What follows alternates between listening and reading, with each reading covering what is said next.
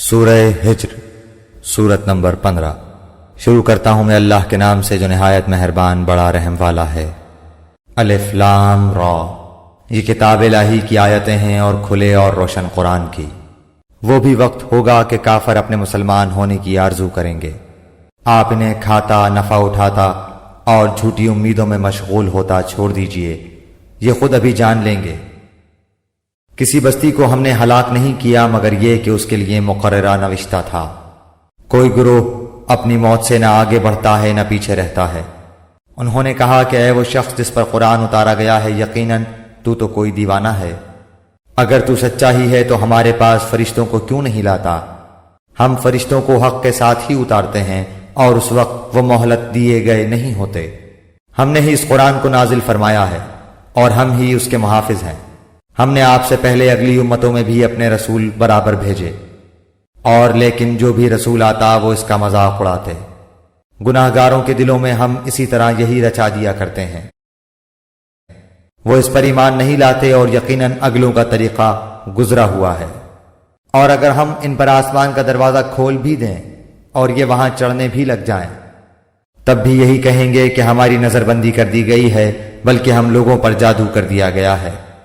یقیناً ہم نے آسمان میں برج بنائے ہیں اور دیکھنے والوں کے لیے اسے سجا دیا گیا ہے، اور اسے ہر مردود شیطان سے محفوظ رکھا ہے۔ ہاں، مگر جو چوری چھپے سننے کی کوشش کرے اس کے پیچھے دہکتا ہوا کھلا شعلہ لگتا ہے۔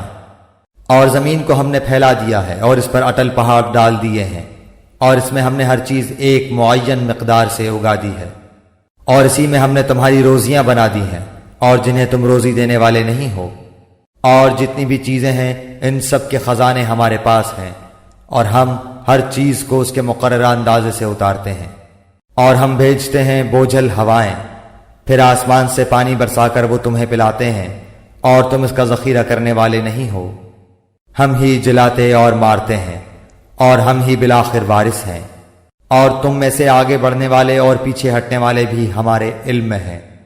آپ کا رب سب لوگوں کو جمع کرے گا، یقیناً وہ بڑی حکمتوں والا بڑے علم والا ہے۔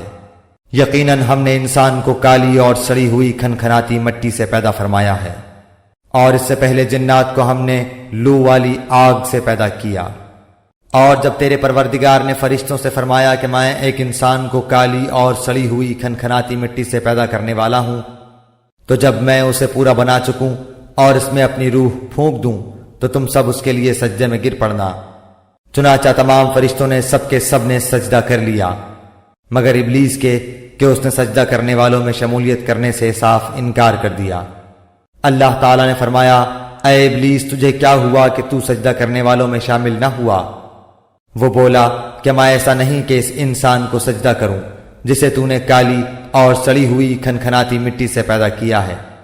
فرمایا اب تو بہشت سے نکل جا، کیونکہ تو راندہ درگاہ ہے، اور تجھ پر میری پھٹکار ہے قیامت کے دن تک۔ کہنے لگا کہ اے میرے رب، مجھے اس دن تک کی ڈھیل دے کہ لوگ دوبارہ اٹھا کھڑے کیے جائیں۔ فرمایا کہ اچھا، تو ان میں سے ہے جنہیں مہلت ملی ہے روز مقرر کے وقت تک کی۔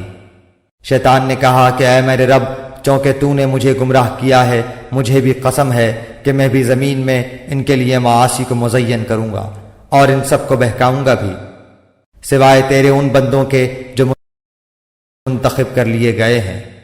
ارشاد ہوا کہ ہاں، یہی مجھ تک پہنچنے کی سیدھی راہ ہے۔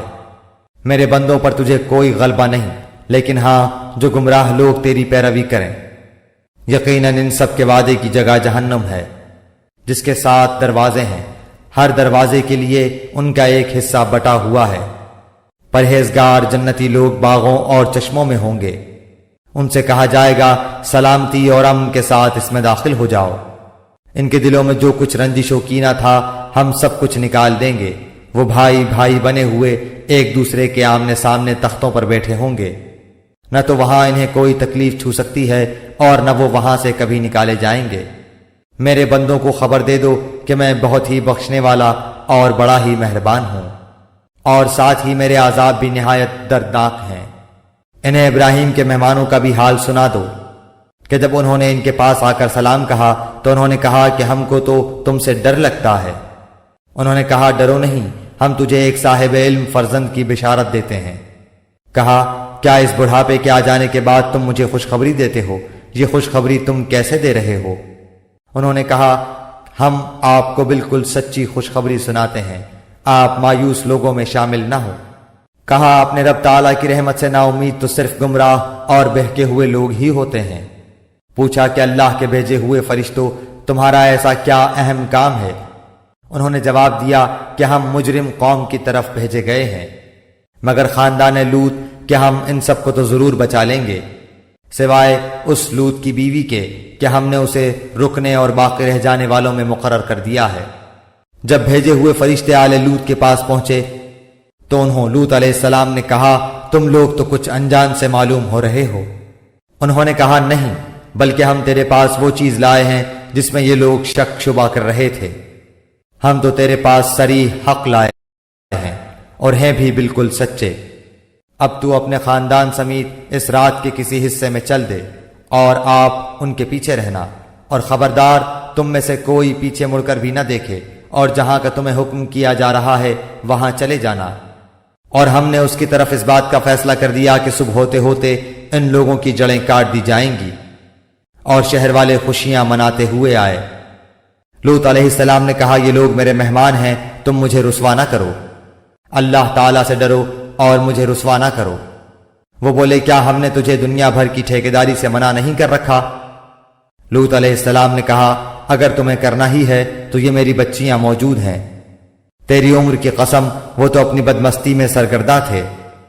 پس سورج نکلتے نکلتے انہیں ایک بڑے زور کی آواز نے پکڑ لیا، بالآخر ہم نے اس شہر کو اوپر تلے کر دیا اور ان لوگوں پر کنکر والے پتھر برسائے۔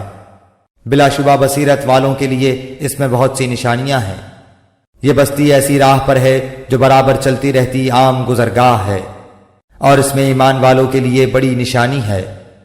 ایکا بستی کے رہنے والے بھی بڑے ظالم تھے، جن سے آخر ہم نے انتقام لے ہی لیا۔